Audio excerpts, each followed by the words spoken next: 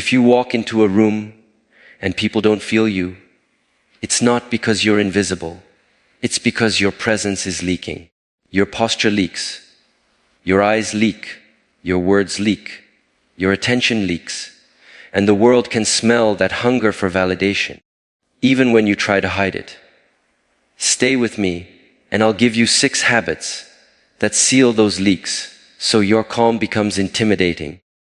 Your mind becomes unbreakable, and you become impossible to ignore without acting, without begging, without pretending. Listen, you don't need to become louder to be noticed. You need to become denser. Because people don't respect noise. They respect weight. Right now, many of you are trying to be attractive the same way a street vendor tries to sell, calling out, chasing attention, bending your shape to fit the crowd. That is not attraction. That is hunger, and hunger smells. Even if you hide it with confidence tricks, the body reveals the truth. Attraction is not a technique. It is the side effect of inner order. When a person is aligned mind, body, spirit moving in one direction, people feel it before you speak. They don't know why. They just know this person is not begging. This person is not leaking. This person is not scattered. And in a world of scattered minds, a steady one becomes rare. Rare becomes valuable. Valuable becomes attractive. But you want more than attraction. You want mental strength, because beauty without strength becomes fear. Fear of losing it, fear of rejection, fear of time. So today I will give you 6 habits. Not cute habits. Not life hacks. Habits that will make you heavier. Habits that sharpen you from the inside out. If you apply them, your presence will change. People will treat you differently. Not because you asked them to, because your energy will demand it. Now, before we begin, you must understand one thing. Your life is training. Everything is training. The way you wake up, the way you eat, the way you look at people, the way you avoid discomfort, the way you reach for your phone when the mind becomes quiet and you panic. Most people don't train, they cope, they distract. They numb, they perform, and then they wonder why they feel weak. If you want to become strong, stop building a personality and start building a structure. The first habit, command your body like it is your house. If your house is messy, you feel it. You can pretend you are fine, but the mess drains you. It steals your focus, it lowers your standards. Your body is the same. Your posture is not a detail. Your posture is a message your nervous system reads all day. When you collapse, your mind collapses. When you stand like someone who can be pushed, your life will push you. You will say you want respect, but you will negotiate with yourself every hour and lose. Stand up properly. Not for others, for you. Shoulders relaxed, chest open, spine tall, not stiff, not aggressive. Present. When you enter a room, don't arrive as a question. Arrive as a statement. And don't just fix posture. Train it until it becomes your default. Because your default is your destiny. Each day, take 10 minutes and practice still posture. Stand. Breathe. Feel the feet. Feel the crown of the head rising. Let the jaw loosen. Let the eyes soften. Let the belly breathe. When the mind runs, bring it back. Do it again and again. You are teaching your system. I am safe in stillness. I don't need to fidget to exist. I don't need to perform to deserve space. This is already attraction because calm is attractive. Calm tells the world I have control. And then there is breath. Breath is the bridge between body and mind. If your breath is shallow, your life becomes shallow. Most people breathe like they are apologizing for taking air. Then they wonder why anxiety sits on their chest like a stone. Train your breath to be deep, quiet, and slow.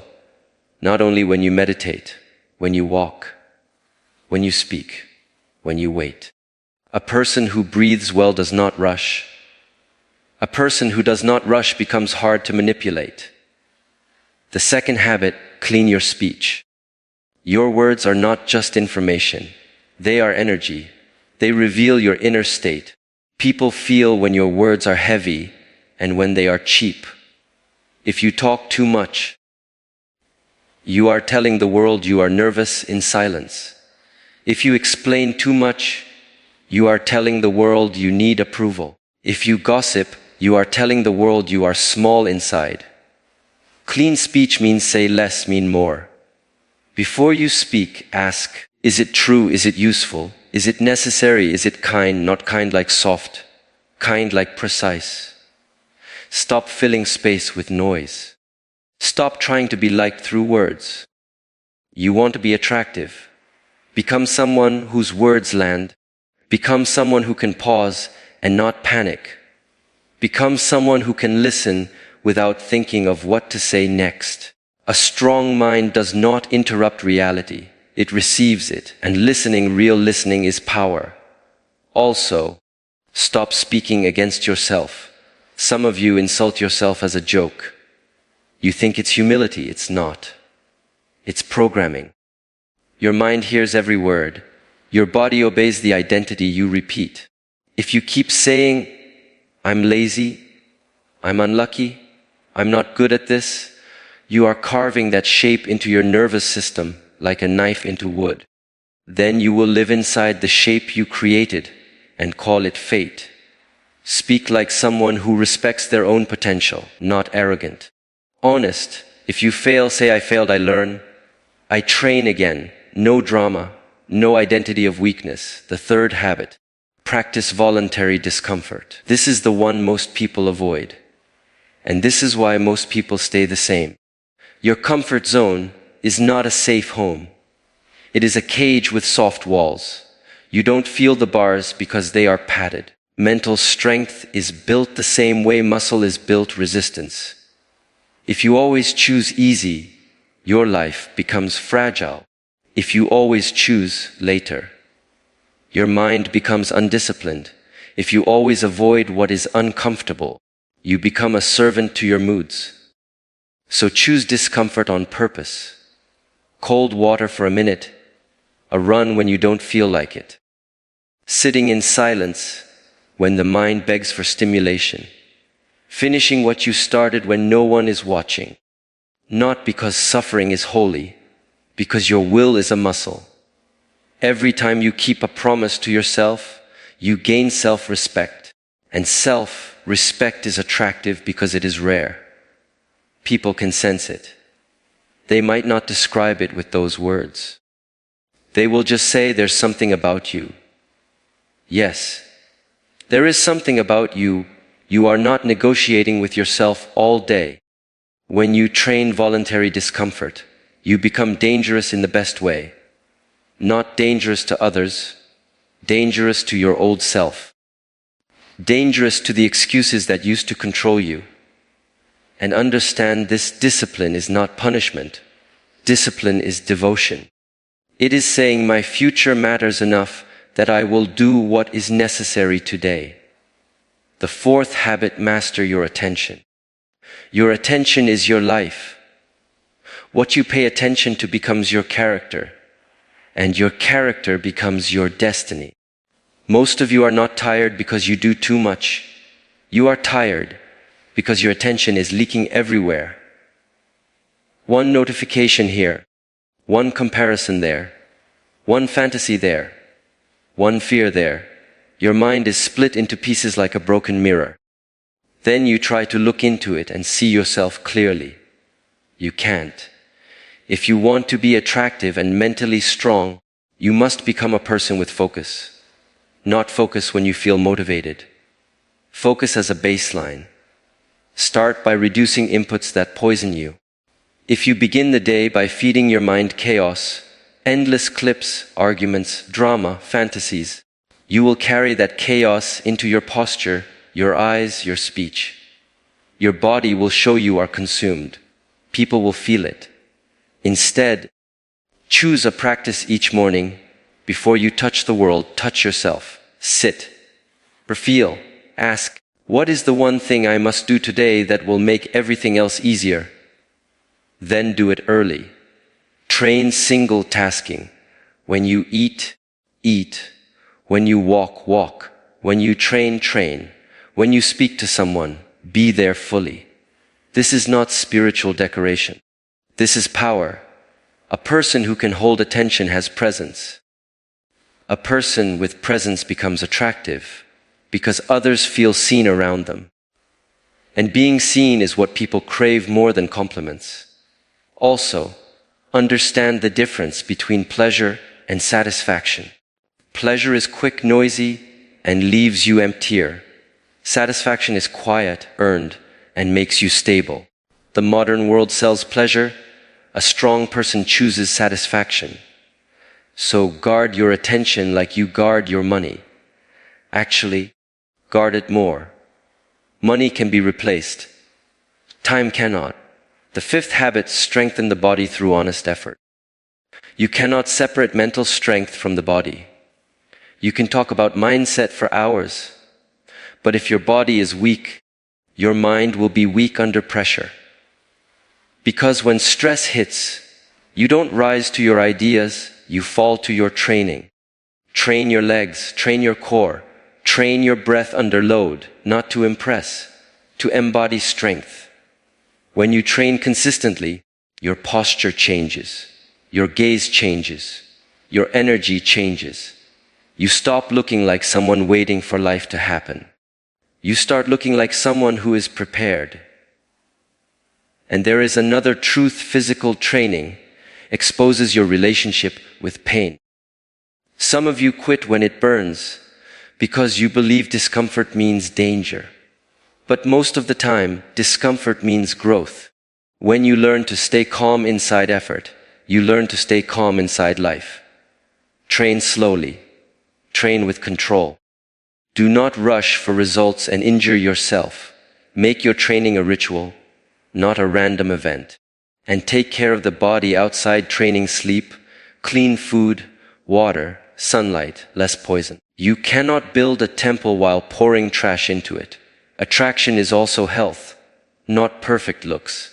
Vitality. People are drawn to vitality because it signals life. And your mental strength grows when your physiology supports it. The sixth habit: live with virtue, do the right thing when it is inconvenient. This is the deepest one, and the one that makes everything else real. A person can have posture, discipline, focus, a strong body, and still feel empty, because strength without virtue becomes arrogance. Attraction without virtue becomes manipulation. Virtue means you respect yourself enough to act with integrity, even when no one will reward you, even when it costs you something. Keep your word. Return what is not yours. Speak truth without cruelty. Do not use people. Do not pretend love when you want attention. Do not promise when you are not committed. This creates a clean inner life. When your inner life is clean, your eyes become clear. And clear eyes are more attractive than any outfit. Most people carry hidden shame. They smile, but inside they know they betray themselves. That betrayal makes them anxious. They compensate. They chase validation. They become loud, needy, dramatic. Virtue removes the need to perform, because you can stand alone with yourself. And when you can stand alone with yourself, you become powerful in relationships. You don't cling, you don't beg, you don't chase, you choose. Now you may say, this is too strict. Yes, that is why it works. You want strong and heavy. Then accept that your life must have rules. A river without banks becomes a swamp. A mind without rules becomes noise. Rules are not prison. Rules are direction. So let's bring this into your day, not your imagination. When you wake up, don't check your phone first. Stand. Feel the body. Breathe deep. Tell yourself, today I train. Drink water. Wash your face slowly. Move your body for a few minutes. Squats, push-ups, stretching, breath work, something that says, I am awake and I am responsible. Then sit in silence, even 5 minutes, not to escape the world, to enter it as a master, not a slave. During the day, watch your speech. Before you speak, pause. Make your words fewer, cleaner, more intentional. When you feel the urge to escape into stimulation, notice it. That urge is the doorway. Step through it by staying present. Breathe. Return to your task. When you feel resistance to training, smile, because now you have found the edge, and the edge is where you sharpen. At night, review yourself, not with guilt, with honesty. Where did I lie today? Where did I leak my attention? Where did I betray my word? Where did I act with courage? Then forgive yourself quickly, but do not excuse yourself. Forgiveness without correction becomes indulgence. Correction without forgiveness becomes self-hatred. You need both a sharp sword and a steady hand. Some of you are waiting for confidence. Confidence is not found. It is built. Confidence is the memory of kept promises. It is the evidence of your discipline.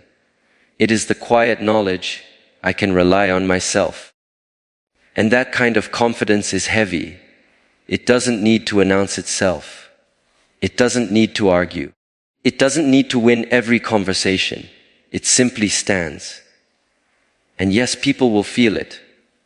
They will feel it in how you walk, in how you hold eye contact without trying to dominate, in how you don't rush to fill silence, in how you don't chase approval, in how you can say no without anger, in how you can say yes without weakness.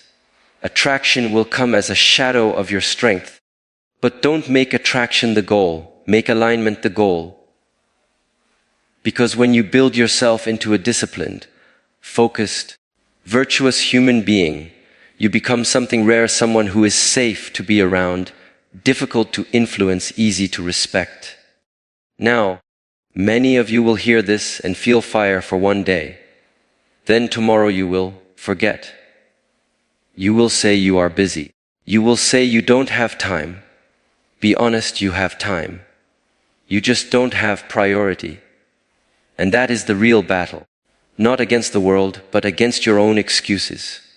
So I will give you a simple challenge. For the next 7 days, live as if you are already the person you want to become, not perfect. Committed. Wake up and train your posture and breath. Practice clean speech. Choose one discomfort daily. Guard your attention like your life depends on it, because it does. Train your body with honest effort. Do one virtuous thing that costs you convenience. If you do this, you won't need to act attractive. Your face will change because your mind will be calmer. Your eyes will change because your conscience will be cleaner. Your voice will change because your breath will be deeper. Your energy will change because your attention will be yours again. And if you fail on day 3 or day 5, good. That means you have met the part of you that has been controlling you. Don't hate that part. Train it. Bring it back. Again and again. This is not about becoming someone else. This is about removing what is weak, what is noisy, what is false, until what remains is you. Not the version of you that is desperate to be chosen. The version of you that chooses. So the next time you walk into a room, don't ask silently, do you like me? Ask, am I aligned? Because when you are aligned, you don't need to hunt attention. Attention finds you. And when you speak, let your words be slow enough that they carry weight. When you move, let your movement be simple enough that it looks effortless. When you look at someone, let your eyes be calm enough that they feel peace and pressure at the same time. That is what people call aura. It is not magic. It is the consequence of discipline. And discipline is available to you right now, in the smallest moment, when you feel the impulse to escape, when you feel the urge to complain, when you feel the temptation to break your word, right there, you have a choice, and that choice is the training. And the way you choose in that moment is the way you become the person who can walk through life with a steady mind and a presence that cannot be ignored. Because even when nobody is watching, you are still watching yourself, and you do not look away.